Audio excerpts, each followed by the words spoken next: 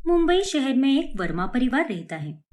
परिवार में पिता सनोज, माँ ममता, एक बेटा राहुल और इकलौती बेटी स्नेहा रहती है। ममता स्नेहा को राजकुमारी से कम नहीं मानती थी और उसे घर के किसी भी काम में हाथ भी लगाने नहीं देती थी। स्नेहा का हर कोई काम या तो उसकी माँ करती या फिर उनकी काम वाली बाई करती। माँ, कहाँ पर हो आप?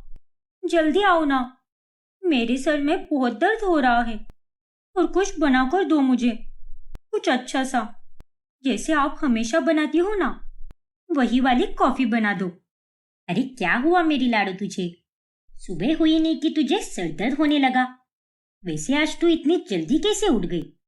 रोज तो तू 9 बजे तक उठती है। चल कोई बात नहीं, मैं तेरे लिए गर्मा गर्म कॉफी बनाकर लाती हूँ, तब तक तुम आराम ही करो। अरे भाग्यवान, कब तक ये नौटंकी चलेगी? अब ये कोई छोटी बच्ची नहीं रही, बड़ी हो गई है। लेकिन तू तो इसे 5 साल की बच्ची मानती है। हर बात पर फरमाइश, हर बात पर ला दो ना बना दो ना, बस यही करती रहती है ये। अरे इसे भी कुछ सीखने दो ना। और ये कोई राजकुमारी नहीं है कि पूरी जिंदगी सिर पर बिठाकर घूमोगी। आपसे मैंने कितनी बार कहा है कि ये मेरी इकलौती बेटी है और मैं बिल्कुल भी नहीं चाहती कि मेरी गुड़िया रानी कभी भी चूल्हा चौका करती रहे। अरे मेरी तो बस यही इच्छा है कि पढ़ाई लिखाई करके ये अपना नाम कमाए और इज्जत कमाए। वैसे भी उसे ससुराल में काम नहीं करना पड़ेगा, क्योंकि मैं उसकी किस्मत ऐसी बनाऊंगी कि वो खुद ही दूसरों से काम करवाएगी। और अगर वो नौकरी करे तो अपने लिए 1-2 नौकरानी रख सके। लेकिन माँ, आप ये क्यों नहीं सोचती? अगर ये एक दिन शादी करके जाएगी तो वहां भी आप जाकर इसे चाय कॉफी बनाकर दोगी क्या?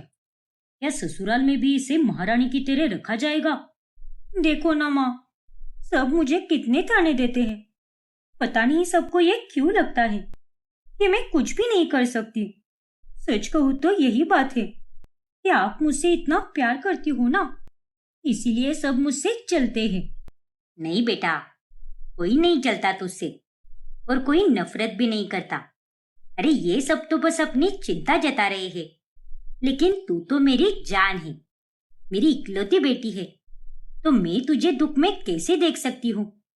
अरे तू अगर कहे ना तो मैं तेरे लिए पूरी दुनिया से लड़ जाऊं, पर मैं तुझे कोई तकलीफ नहीं होने दूंगी। तभी वहां पर उनकी काम वाली बाई आती है। अरे मालकिन, माफ कीजिए, हाँ, वो आज रास्ते में बहुत ट्रैफिक था, इसीलिए आने में मुझे थोड़ी देर हो गई। तो तू घर से जल्दी निकला कर ना।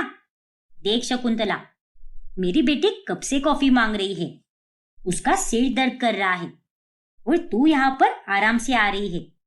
अब जा, जल्दी से कॉफी बना दे और वो कॉफी ठीक वैसी ही बनाना जैसी मैं बनाती हूँ। जी मालकिन, अभी बनाकर लाती हूँ मैं। धीरे धीरे वक्त बीतता जाता है और देखते ही देखते 6 महीने गुजर जाते हैं। फिर राहुल की शादी हो जाती है और राधा नाम की लड़की उनके घर पर बहू बनकर आती है। देख शकुंतला, अब तुम कल से काम पर मत आना। अब मेरे घर में नई बहू आ गई है, तो हम दोनों मिलकर सारा काम कर लेंगे। बहू के साथ अगर मैं काम करूंगी तो उसका भी मन लग जाएगा और तुझे भी आराम मिल जाएगा। अच्छा ठीक है मालकिन, जैसा आप कहे, लेकिन अगर कोई जरूरत हो तो मुझे वापस बुला लेना। बड़ी आई बहू से काम करवाने वाली।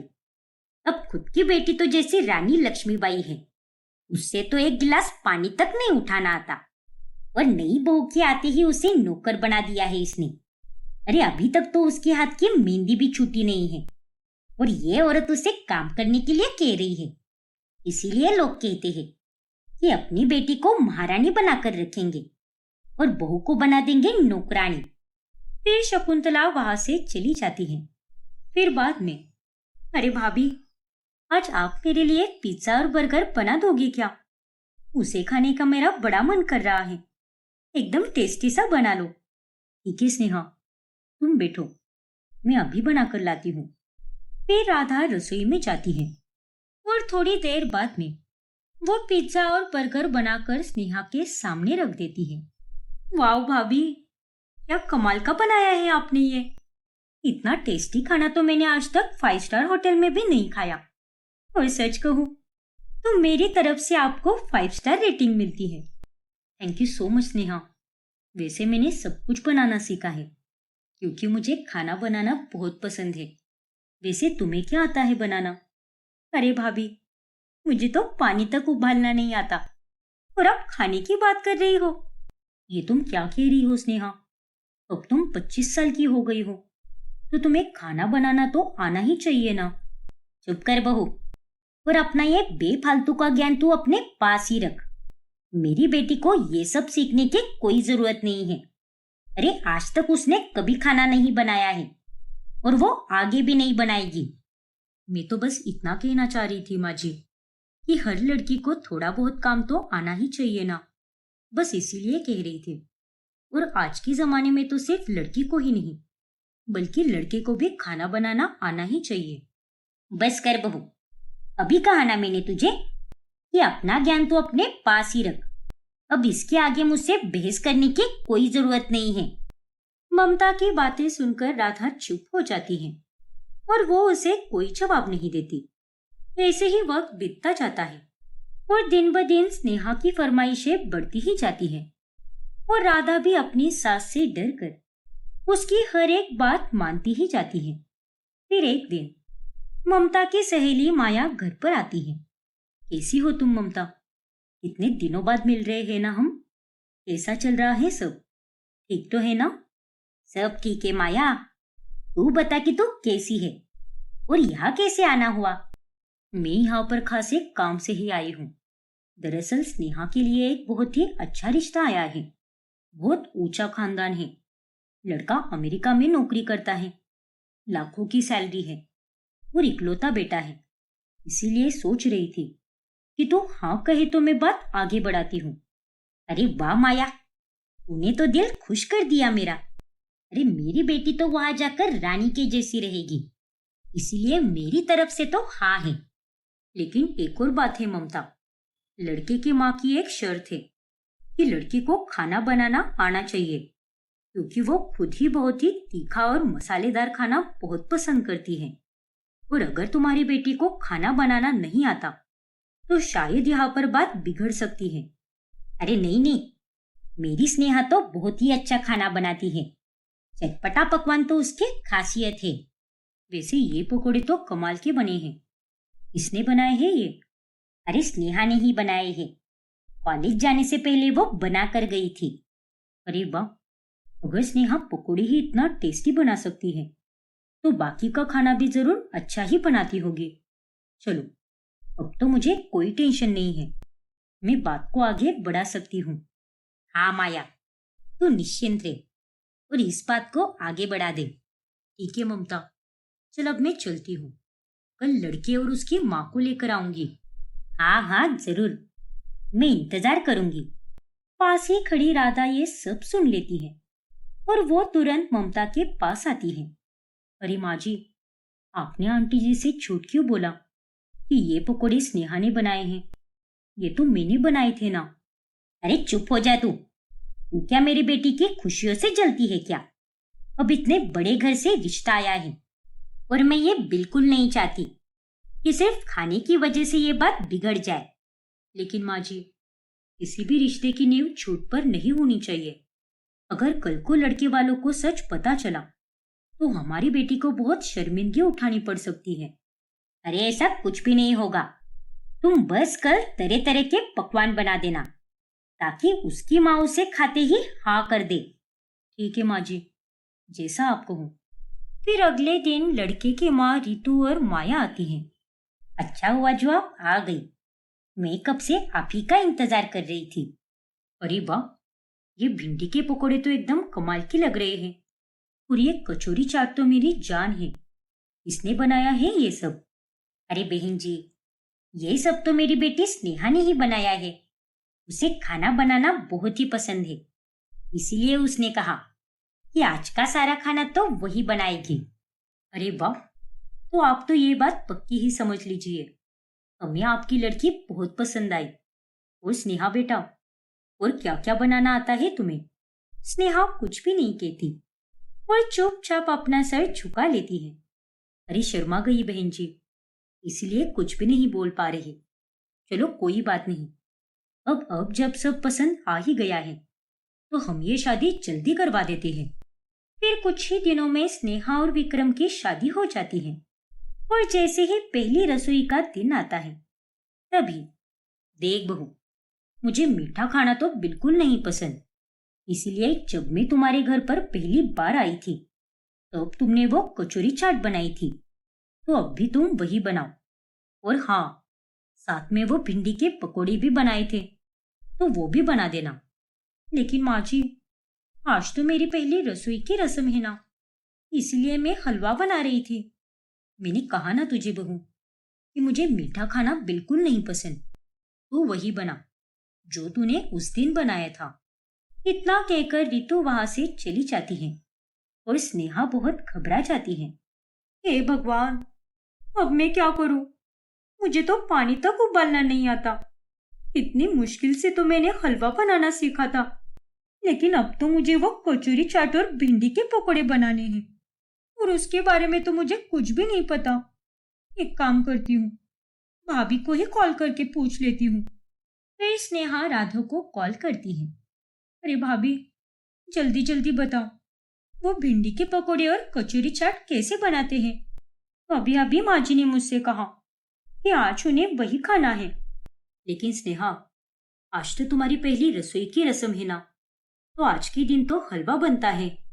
हाँ भाभी, लेकिन उन्होंने हलवा बनाने से मना कर दिया। ठीक है स्नेहा, कोई बात नहीं, जैसे जैसे मैं बताऊं वैसे वैसे करती जाना। फिर राधा फोन पर सब बताती है और स्नेहा उसे बनाने की कोशिश भी करती है, लेकिन उसे खाना बनाने में गलती हो जाती है। नमक की जगह वो चीनी डाल देती है और मैदे की जगह पर आटा डाल देती है, जिसकी वजह से उसका खाना बिगड़ जाता है। और जब रितु उसे चखती है तब वो बहुत गुस्सा हो जाती है। अरे ये तूने क्या बना दिया है बहू? इतना बेकार और बेस्वाद खाना तो मैंने आज तक नहीं खाया। अरे उस दिन जब मैं पहली बार तुम्हारे घर पर आई थी तब तो तुमने कितना चटपटी खाना बनाया था, तो अब क्या हो गया तुम्हें? मुझे माफ कर दीजिए माँ जी, मुझे खाना बनाना नहीं आता। क्या कहा? हाँ माँ जी, उस दिन तो सारा खाना भाभी ने बनाया था। क्या? इसका मतलब तुमने और तुम्हारे घर वालों ने मुझे धोखा दिया है। प्लीज माँ, शांत रहिए ना, सीख जाएगी वो धीरे धीरे। नहीं विक्रम, मैं कुछ भी सुनकर नहीं लूंगी। जब तक ये लड़की अच्छे से खाना बनाना सीख नहीं जाती तब तक ये हमारे घर पर कदम नहीं रखेगी। विक्रम चाहकर भी कुछ भी नहीं कर पाता और वो स्नेहा को मायके छोड़कर आता है और स्नेहा को रोते हुए देखकर ममता को बहुत गुस्सा आता है। अरे क्या हुआ है तुझे? तू इस तरह से क्यों रो रही है? मम्मी जी ने मुझे घर से बाहर निकाल दिया माँ, और उन्होंने कहा है कि जब तक मुझे खाना बनाना नहीं आएगा तब तक मैं वापस घर नहीं जा सकती। अरे ये क्या बदतमीजी है, मैं तो पुलिस में कंप्लेन करूंगी। बस कीजिए मम्मी जी, आप पहले शांत हो जाइए, क्योंकि इसमें सारी गलती आपकी ही है। आपने ही उन लोगों से झूठ बोला था। अरे मैंने क्या झूठ बोला? आपने कहा कि स्नेहा को सारा खाना बनाना आता है, जबकि उन्होंने पहले ही बताया था कि उन्हें रसोई में काम करने वाली बहू चाहिए। अगर आपने स्नेहा को पहले दिन में ही रसोई में आने दिया होता, अगर आपने स्नेहा को पहले से ही सब कुछ सिखाया होता, तो आज उसे ये दिन देखना ही नहीं पड़ता। और अगर मेरी माँ भी मुझे रसोई से दूर रखती तो मैं भी आज कुछ भी नहीं सीख पाती। और आज आपकी बेटी को आपके ही झूठ और लाड़ की सजा मिल रही है। राधा की बातें सुनकर ममता चुप हो जाती है और अब उसे अपनी गलती का एहसास हो जाता है। भाभी, अब आप ही कुछ कर सकती हो, प्लीज मुझे खाना बनाना सिखा दीजिए ना। मैं विक्रम से बहुत प्यार करती हूँ और मैं उसके बिना नहीं रह सकती भाभी। ठीक है स्नेहा, तुम चिंता मत करो, मैं तुम्हें सब सिखाऊंगी। फिर उसी दिन से राधा रोज उसे 2 घंटे किचन में खाना बनाना सिखाती है। शुरुआती के दिनों में स्नेहा को आटा गूंदना भी नहीं आता था, सब्जी बिगड़ जाती थी, चाय भी जल जाती थी, पर धीरे धीरे वो सब कुछ सीखने लगती हैं और एक दिन वो खुद पूरी एक थाली सजाती हैं जिसमें मटर पनीर पराठा, भिंडी पकोड़ा, चटनी, रायता और कचौरी होती है। अरे वाह स्नेहा, इसे देखकर तो बहुत टेस्टी लग रहा है।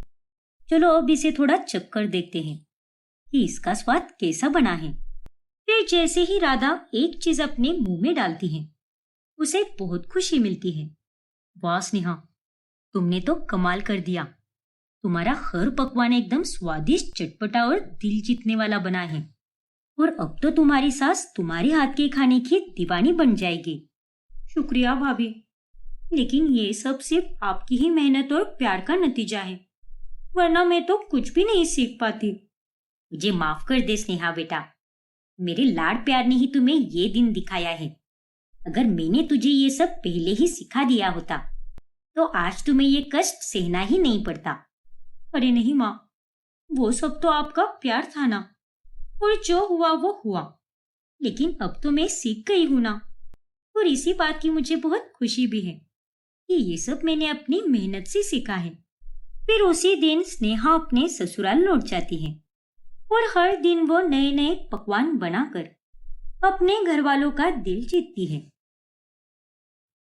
जानवी अपनी सास हेमा, ससुर प्रीतम और पति निशांत के साथ रहती है। एक रोज, क्या कमाल के रसगुल्ले बनाए हैं तूने बहू, और दे मुझे, बड़ा मजा आ रहा है। खाओ खाओ और खाओ, और खुद भी रसगुल्ले जैसी बन जा।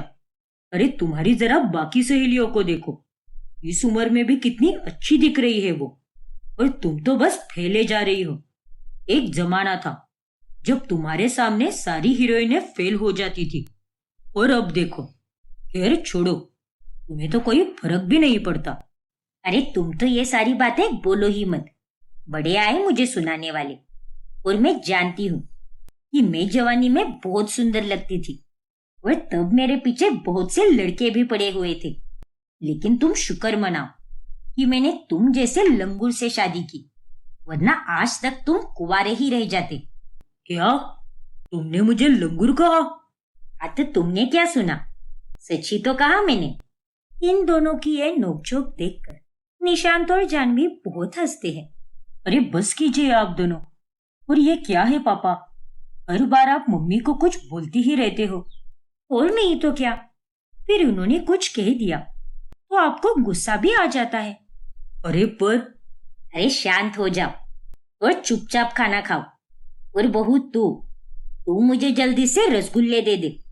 फिर एक दिन जब हेमा एक दुकान में जाती है, तभी हड़बड़ी में वो अपना फोन उसी दुकान में भूल जाती है। अरे ये क्या, ये तो उस औरत का फोन है, मुझे उन्हें देना चाहिए। अरे रुकिए, रुक जाइए, आपका फोन रह गया। क्या? फिर हेमा पीछे मुड़ती है, और जब वो दोनों एक दूसरे को देखते हैं तब वो एकदम हैरान रह जाते हैं। हेमा तुम? अरे भूषण तुम? लेकिन तुम यहाँ पर कैसे, और कैसे हो तुम? मैं ठीक हूँ हेमा, मेरे बेटे का यहीं पर ट्रांसफर हो गया है, इसीलिए मैं इसी जगह पर रहने आया हूँ। तुम बताओ, तुम कैसी हो? सब बढ़िया है, बेटे की शादी हो गई है, अब बस दादी बनने का इंतजार है। क्या बात है, वैसे ये फोन रह गया था तुम्हारा उस दुकान में, इसीलिए मैं देने आया। दुकान में मैंने तुम्हारी तरफ ठीक से देखा ही नहीं, इसीलिए पहचान नहीं पाया। अच्छा, शुक्रिया भूषण। तुम्हें इतने सालों बाद देखकर मुझे बहुत अच्छा लग रहा है। चलो ना, अगर तुम्हारे पास वक्त हो तो वहां पर जाकर चाय पीते हैं। ठीक है भूषण, चलो। फिर हेमा और भूषण दोनों चाय पीने चले जाते हैं। हाँ हेमा, मेरी बीवी इस दुनिया में नहीं रही। 6 साल पहले एक बीमारी के चलते उसका देहांत हो गया। सुनकर बहुत बुरा लगा, लेकिन अपने बच्चों के लिए तुम हिम्मत रखो। हाँ हेमा, वैसे चाय पीते पीते मुझे पुराने दिन याद आ गए, कैसे हम दोनों छुप छुप कर मिला करते थे, वो भी ठंड के मौसम में। हाँ भूषण, हमारे परिवार वालों ने तो हमारे रिश्ते को नहीं स्वीकारा, और इसीलिए हमें अलग होना पड़ा, और हमें कहीं और शादी करनी पड़ी। खैर, अब तो वो सारी बातें करके कोई फायदा नहीं। हाँ हेमा, तुमने सही कहा। फिर भूषण और हेमा एक दूसरे के फोन नंबर्स ले लेते हैं और फिर एक रोज, अरे तुम्हें वो हीरो पसंद था ना, जितेंद्र, सिनेमा घर में उसकी पिक्चर फिर से रिलीज हुई है। क्या सच में? हाँ हेमा, इसीलिए मैं ये सोच रहा था कि हम दोनों वो पिक्चर देखने जाते हैं। क्या कहती हो तुम? हाँ हाँ, क्यों नहीं, मैं जरूर चलूंगी तुम्हारे साथ। इतने सालों बाद बड़े पर्दे पर जितेंद्र की पिक्चर देखना, इसमें तो कुछ और ही मजा होगा। हाँ हेमा, ये बात तो तुमने बिल्कुल सही कही। ठीक है, तो फिर तय रहा, कल हम दोनों पिक्चर देखने जाएंगे। उसके बाद हेमा फौरन जानवी के पास जाती है। अरे बहू, मेरे साथ जरा बाजार चलना, मुझे वो नए कपड़े खरीदने हैं। लेकिन मम्मी जी, ऐसे अचानक से क्यों? आप कहीं गाँव जा रही हो क्या, या किसी की शादी का न्योता आया है? अरे नहीं बहू, कल मुझे मेरी सहेलियों के साथ बाहर जाना है, इसीलिए नया ड्रेस चाहिए। और मेरे पास अभी जो कपड़े हैं वो सब काफी पुराने हो चुके हैं। ठीक है मम्मी जी, मुझे बस 2 मिनट दीजिए, मैं अभी तैयार होकर आती हूँ। क्या बात है हेमा, अरे तुम तो एक नंबर की कंजूस और मक्खी चूस हो। तो फिर तुम कैसे नए कपड़े लेने जा रही हो? आखिर ये बदलाव कैसे आया तुम में? अरे तुमको क्या करना है, तैयार हो जाओ उसमें भी दिक्कत, ना हो तब भी दिक्कत। अरे आखिर किस मिट्टी के बने हो तुम, बेवकूफ आदमी। फिर हेमा और जानवी दोनों खरीदारी करने जाती हैं और अगले दिन अच्छी तरह से तैयार होकर हेमा भूषण के साथ पिक्चर देखने जाती है और वो दोनों साथ में बहुत अच्छा समय बिताते हैं। कितनी मजेदार पिक्चर थी ना, मैं तो ये पिक्चर 100 बार देख सकती हूँ। क्या बात है, वैसे ये पिक्चर जितेंद्र की अब तक की सबसे अच्छी पिक्चरों में से है। अच्छा सुनो, वो देखो, केले के गोलगप्पे तुम्हें बहुत पसंद है ना, वो भी एकदम तीखे वाले। अरे तुम्हें अब तक याद है? और नहीं तो क्या, चलो खाते हैं। फिर वो दोनों ठेले के गोलगप्पे खाने जाते हैं। हेमा को भूषण के साथ वक्त बिताना बहुत अच्छा लगता है और अपने जीवन में आए इस नए बदलाव के कारण वो अब काफी खुश रहने लगती है। अरे मम्मी जी, आज मेरा सिर बड़ा फटा जा रहा है, रात को देर से सोकर सुबह जल्दी उठी थी ना, शायद इसीलिए हो रहा है। हे भगवान, तो अब? तो क्या मैं थोड़ा आराम कर लूं क्या मम्मी जी? आज खाना हम बाहर से मंगवा लेंगे। हाँ तो ठीक है बहू, अगर तुम्हारी तबीयत ठीक नहीं है तो मंगवा लो ना बाहर से खाना, और तुम अब अच्छे से आराम करो। जाओ, कमरे में जाकर सो जाओ। ठीक है मम्मी जी, शुक्रिया। इतना कहकर जानवी खुशी से अपने कमरे में चली जाती है। क्या बात है हेमा, पहले कभी अगर बाहर से मंगवाने का जिक्र भी होता था तो तुम फट से खाना खुद ही बना लेती थी ताकि 2 पैसों की बचत हो जाए, लेकिन आज तुम पहली बार खाना बाहर से मंगवाने के लिए मान गई। अरे क्या हो गया है तुम्हें? आजकल तो एकदम खुशी में रहती हो, ऊपर से इतनी दिलदार भी हो गई हो।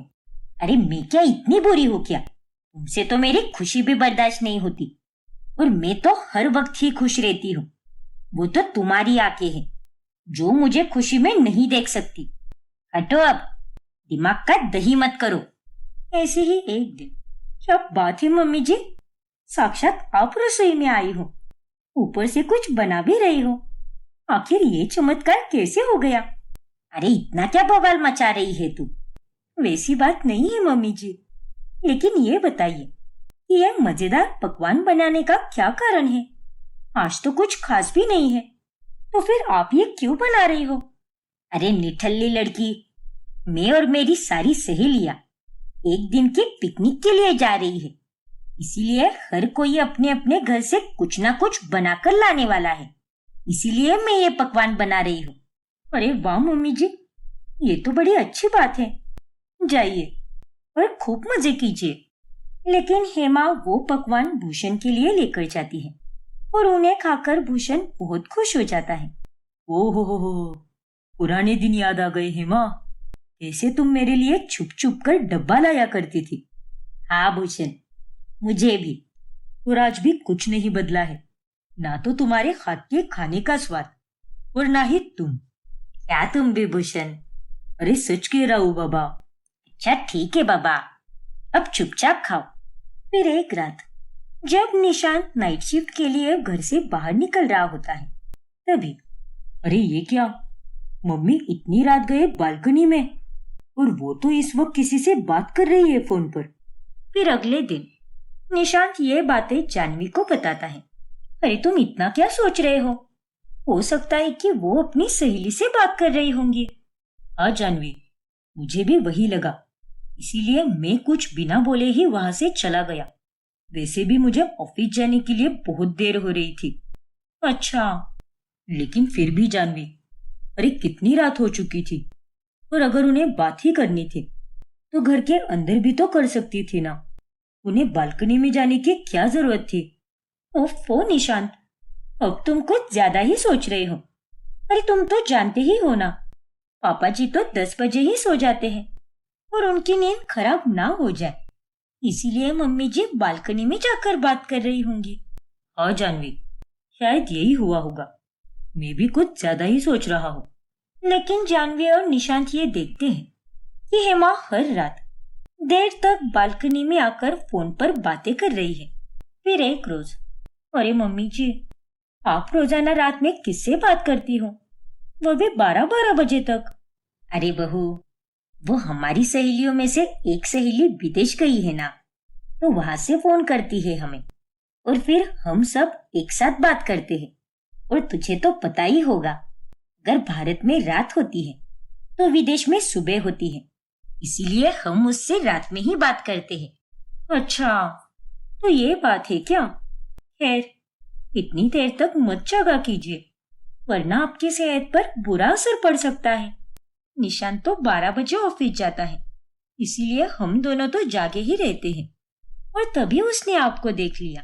ठीक है बहू, मैं समझ गई, लेकिन तुम दोनों मेरी चिंता मत करो, मैं अपने आप को संभाल सकती हूँ।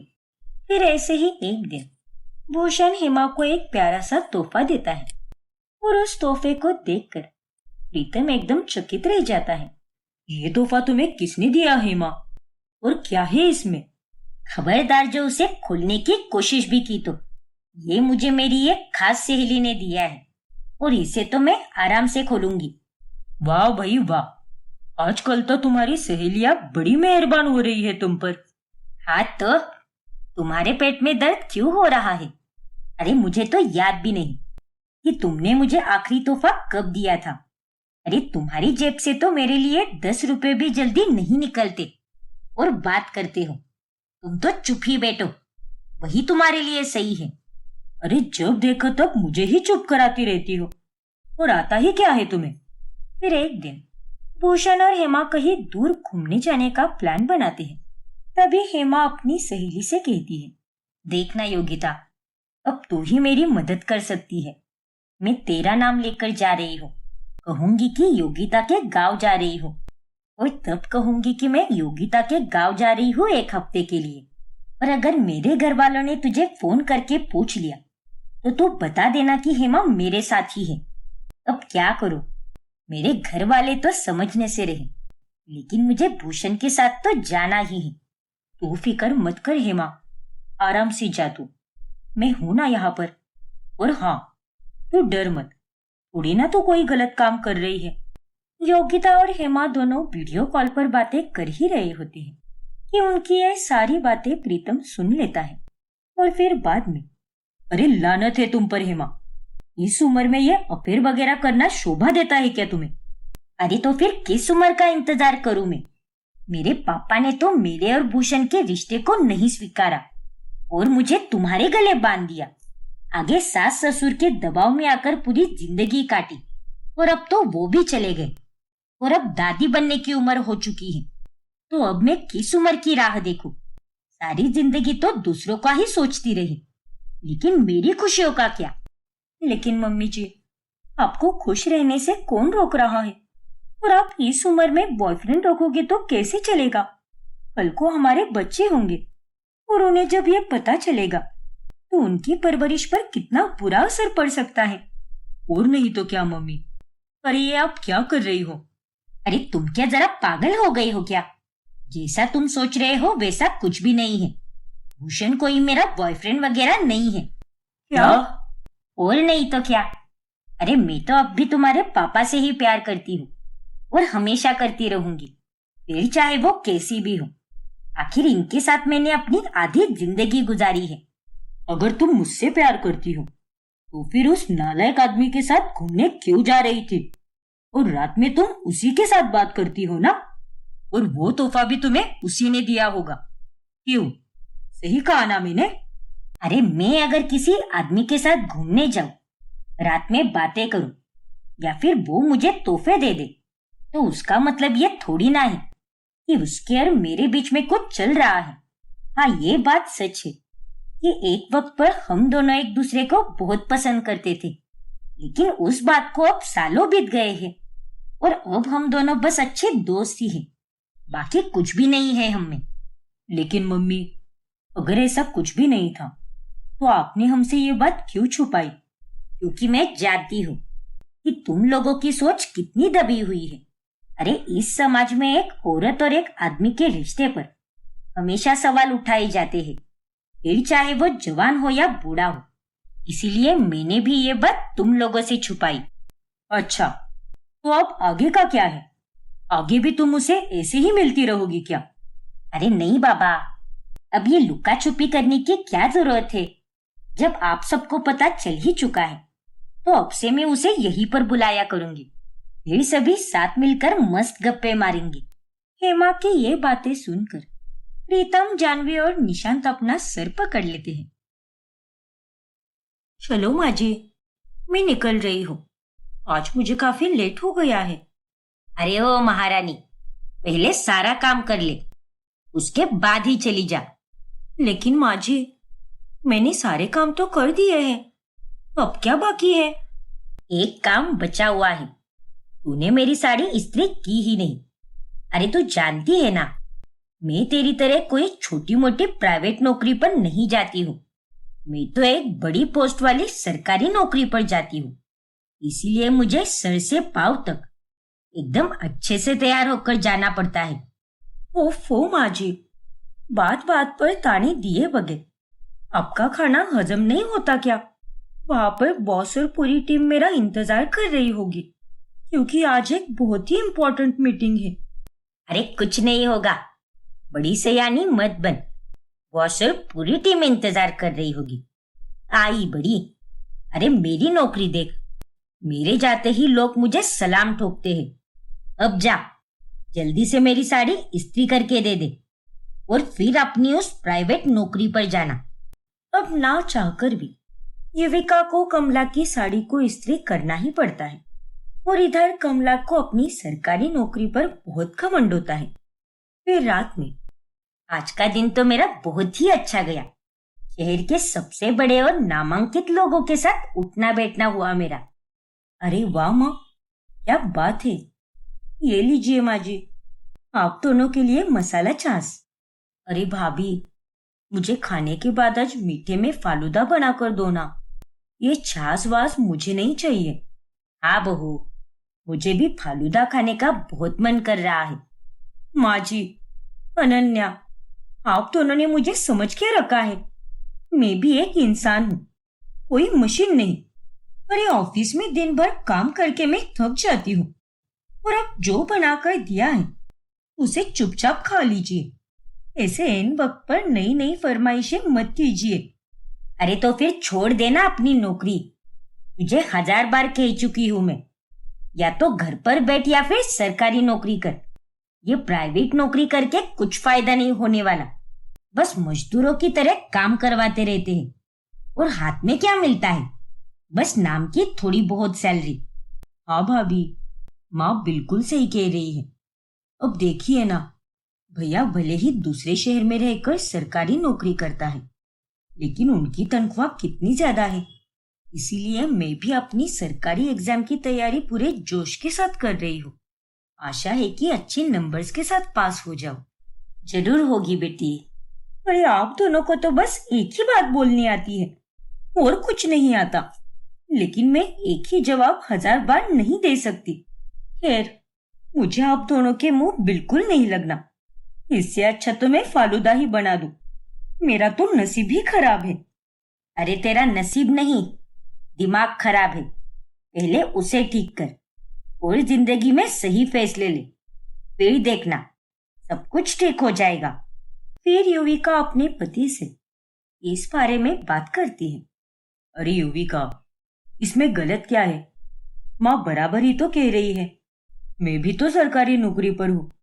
तुम खामखा प्राइवेट नौकरी करके अपने जीवन में थकान और परेशानियों को बुला रही हो। अरे तुम्हें भी उसी बात की पड़ी है। सच बताओ, तुम ना पहले वाले वो गुरमीत नहीं रहे। अरे अगर तुम एक अच्छे पति होते तो अपनी माँ को फोन करके कहते कि युविका से ज्यादा काम मत करा और उसे जैसी जिंदगी जीनी है उसे जीने दो, जहां काम करना है करने दो। लेकिन नहीं, ये तो तुमसे नहीं होने वाला। अरे पर युविका, चुप रहो गुरमीत, मुझे तुमसे बात ही नहीं करनी है। बाय। युविका गुस्सा होकर फोन कॉल कट कर देती है। फिर एक सुबह, अरे माँ जी, आज मुझे भी आपके टाइम पर ही निकलना है। देखिए, घर के बाहर टैक्सी भी आ गई है। चलिए आज हम दोनों साथ में निकलते हैं। अरे नहीं बहू, मैं चली जाऊंगी, तू जा आगे, नहीं तो तुझे देर हो जाएगी। अरे नहीं माँ जी, आप चलिए ना मेरे साथ, आप भी तो निकल ही रही थी ना। ठीक है, चल। फिर युविका और कमला एक साथ ही निकलती है। अरे क्या हुआ माँ जी, आप इतनी सहमी हुई सी क्यों लग रही हो? और आज आपके इतने पसीने क्यों छूट रहे हैं? अरे कुछ नहीं बहू, वो आज थोड़ी गर्मी है ना, इसीलिए। क्या? लेकिन मुझे तो बिल्कुल भी गर्मी नहीं लग रही, और आज का मौसम भी कितना ठंडा है। अरे तो तुझे गर्मी नहीं लग रही, इसका मतलब ये थोड़ी ना है कि मुझे भी गर्मी नहीं लगेगी। कुछ भी बोलती है तू। अब अपनी बकबक बंद कर और शांत रह। ठीक है माँ जी। फिर कुछ ही देर बाद में, अरे ओ भाई, यहीं पर रुकाओ। क्या? लेकिन यहाँ पर क्यों माँ जी? आप तो काम पर जा रही हो ना? हाँ, लेकिन पहले मुझे इस जगह पर जाना है। यहाँ पर एक दुकान है, वहां से मुझे कुछ जरूरी सामान खरीदना है, और शाम को आते समय वो दुकान बंद हो जाती है ना, इसीलिए मुझे अभी खरीदनी पड़ रही है। लेकिन तू जा अभी, मैं यहाँ से पैदल चली जाऊंगी। ठीक है माँ जी।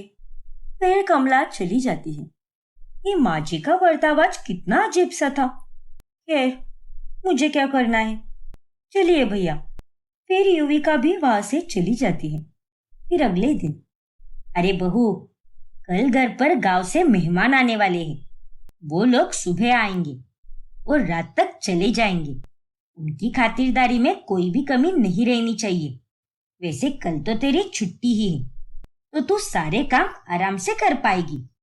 अरे माँ जी, कल मेरी छुट्टी जरूर है, लेकिन फिर भी मुझे थोड़ा बहुत काम है और वो मुझे पूरा करना ही होगा। लेकिन माँ जी, कल तो अनन्या भी फ्री रहेगी, तो आप आधा काम उसे भी करने के लिए बोल दो ना। अरे नहीं नहीं, तू क्या पागल वागल हो गई है क्या? वो मेहमान क्या बोलेंगे? बहू होकर भी घर की बेटी काम धाम कर रही है, तू क्या हमारी नाक कटवाना चाहती है क्या? अब इसमें क्या नाक कटवाना माँ जी? अगर घर की बहू सारे काम कर सकती है तो बेटी क्यों नहीं कर सकती? ना जाने आपकी सोच कब बदलेगी। अरे ओ बेवकूफ लड़की, सोच बदलने से पहले अपनी नौकरी बदल। बस ज्ञान देने खड़ी हो जाती है। मेरी अनन्या कोई काम नहीं करेगी, वो पहले ही पढ़ाई करके थक जाती है। अरे इसीलिए मुझे इन प्राइवेट नौकरियों से चिड़चिड़ होती है, क्योंकि यहाँ पर छुट्टी के दिन भी कोई चैन से नहीं जीने देता। अब भी वक्त है बहू, बदल ले अपनी नौकरी। ये प्राइवेट नौकरी कभी भी छूट सकती है, लेकिन सरकारी नौकरी का ऐसा नहीं होता। क्या माँ जी, आप भी घूम फिर कर आपकी सुई वहीं पर कैसे आ जाती है? हाँ तो, अरे जब तक तेरे इस खाली दिमाग में अक्ल नहीं आ जाती, तब तक मैं ये कहती ही रहूंगी। मुझे कोई बहाने नहीं सुनने। कल तू दिन भर अपने ऑफिस का कोई काम नहीं करेगी और एक सर्वगुण संपन्न बहू बनकर मेहमानों की देखरेख करेगी। पर माँ जी, कमला उसकी कोई बात नहीं सुनती और वो वहां से चली जाती है। अब मैं क्या करूं? माँ जी की बात अगर मैंने नहीं मानी तो वो कल बहुत झगड़ा करेंगी। इसलिए मुझे ऑफिस का सारा बचा हुआ काम आज रात जाग कर ही करना पड़ेगा। अब मेरे पास इसके अलावा और कोई रास्ता नहीं है। फिर युविका रात को 3 बजे तक जागकर अपने ऑफिस के सारे काम निपटाती है और उसके बाद ही वो सो जाती है।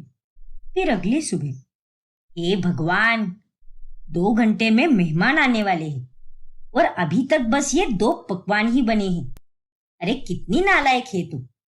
तुझे मैंने कल ही सब अच्छे से बताया था कि मेहमान सुबह सुबह आने वाले हैं। तो माँ जी, मैंने भी आपको ये कल ही बताया था कि आज मुझे ऑफिस का काम है। तब आपने ये कहा था कि तू दिन भर घर के सिवाय और कोई काम नहीं करेगी। इसलिए मुझे ना चाहकर भी रात भर जागकर ऑफिस का काम करना पड़ा और इसीलिए उठने में देर हो गई। वाह, लेकिन अब 2 घंटे में सब कुछ कैसे होगा? इतनी गैर जिम्मेदार तू कैसे हो सकती है?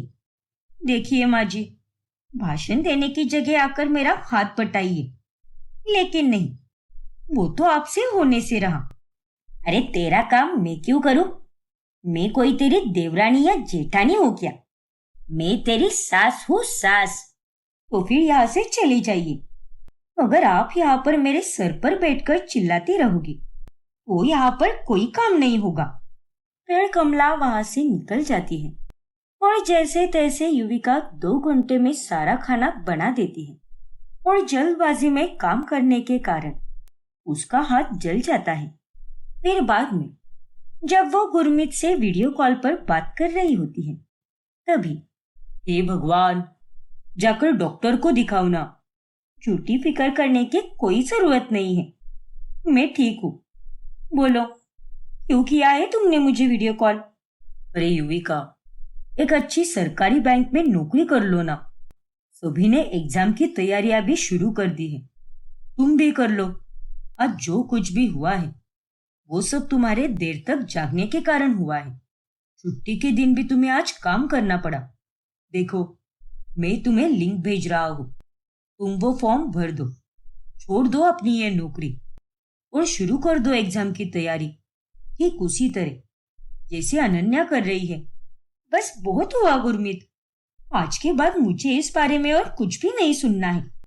अगर कुछ और बात करनी है तो करो, नहीं तो फोन रख दो। अरे तुम तो कभी मेरा हालचाल पूछते भी नहीं। यहाँ तुम्हारी माँ तुम्हारे कान भरती रहती है और वही सारी बातें तुम मुझे बोलते हो। अच्छा बाबा, ठीक है, मैं इस बारे में फिर कभी बात नहीं करूंगा, लेकिन यूं रूठो मत। ठीक है। फिर एक दिन, हाँ युविका, सच में मैंने आज तेरी सास को देखा वहां पर। क्या? अरे लेकिन ऐसा कैसे हो सकता है? मेरी सास किसी हॉस्पिटल में काम नहीं करती। अरे वो तो एक बड़ी पोस्ट वाली सरकारी नौकरी पर है और उनके हाथ के नीचे काफी लोग काम करते हैं। क्या? ऐसी कौन सी सरकारी नौकरी पर है तेरी सास? अरे वो तो मैं भूल गई रे, लेकिन बहुत ही अच्छी और बड़ी पोस्ट है उनकी, बस इतना ही पता है। और तूने जैसे देखा है वो मेरी सास तो बिल्कुल भी नहीं हो सकती। अच्छा, वो शायद मुझे कोई गलतफहमी हुई होगी। फिर बाद में युविका ये सारी बातें कमला को बताती है। हाँ माँ जी, मेरी सहेली तो यही कह रही थी मुझसे। क्या? अरे तेरी सहेली सटिया गई है। मैं एक बहुत ही अच्छी पोस्ट पर हूँ। उल्टा आज तो मैं यहाँ पर थी भी नहीं। ऊपर के ऑफिसर की गाड़ी आई थी मुझे लेने के लिए। हमारा एक जगह पर विजिट था। तेरी सहेली को बोल दे कि वो चश्मा लगा कर रखे, शायद उसकी आंखें कमजोर हो गई है। कमला के इतने कहने पर भी युविका को उस पर थोड़ा शक होने लगता है। मैंने कई बार देखा है, जब भी माँ जी की नौकरी की बात आती है उनका गला तो सूख जाता है और उनके पसीने भी छूटने लगते हैं, मानो जैसे कि वो कुछ छुपा रही है मुझसे। लेकिन क्या छुपा सकती है? कहीं मेरे दिमाग में जो बात चल रही है वो सच तो नहीं? और मुझे उसका पता लगाने के लिए माँ जी का पीछा करना होगा। फिर अगले सुबह युविका कमला का पीछा करती है और वो ये देखकर हैरान रह जाती है कि वाकई में उसकी सास हॉस्पिटल में एक प्राइवेट नौकरी कर रही है। हे भगवान, इसका मतलब माँ जी ने मुझसे इतनी बड़ी बात छुपाई, लेकिन उन्होंने ऐसा क्यों किया? फिर जब कमला घर आती है तभी युविका उसे सब बताती है। माँ जी, अब आप मुझसे और झूठ नहीं बोल सकती। बताइए, क्यों छुपाया अपनी अपनी नौकरी का सच? खुद मुझे दिन में 50 बार प्राइवेट नौकरी का ताना मारती रहती हो, लेकिन आप क्या कर रही हो? एक प्राइवेट हॉस्पिटल में नौकरी कर रही हो। क्यों माँ जी? क्योंकि मैं चाहती हूँ कि तू भी गुरमीत की तरह सरकारी नौकरी कर ले बहू। मेरी तो मजबूरी है। मुझे तो अब इस उम्र में कोई सरकारी नौकरी नहीं मिल पाएगी, इसीलिए मैं अपना समय काटने के लिए एक हॉस्पिटल में प्राइवेट नौकरी कर रही हूँ। लेकिन तेरी तो उम्र है ना, तो तू आराम से कर सकती है सरकारी नौकरी। क्या? देख बहू, मैं अच्छी तरह से समझ सकती हूँ कि एक प्राइवेट नौकरी में हर एक दिन मुश्किलों से भरा होता है, लेकिन सरकारी नौकरी में ऐसा नहीं होता। उसमें काम कम और पगार ज्यादा होती है, ऊपर से पेंशन की भी सुविधा है।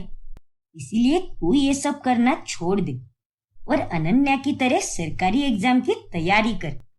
अरे माँ जी, शायद आपको ये बात नहीं पता कि 2003 या 4 के बाद जिसने भी सरकारी नौकरी ज्वाइन की है उसे पेंशन नहीं मिलने वाली। और किसने कहा कि सरकारी नौकरी में काम नहीं होता? बहुत सारा काम होता है, जिम्मेदारियां भी बहुत होती है। गुरमीत आपको सब कुछ नहीं बताता माँ जी, लेकिन वो मुझे फोन पर अपनी सारी दिनचर्या बताता है। ठीक है बहू, मैं तेरी सारी बातों से सहमत हूँ, लेकिन बहू, जितनी इज्जत सरकारी नौकरी में मिलती है उतनी इज्जत प्राइवेट नौकरी में नहीं मिलती।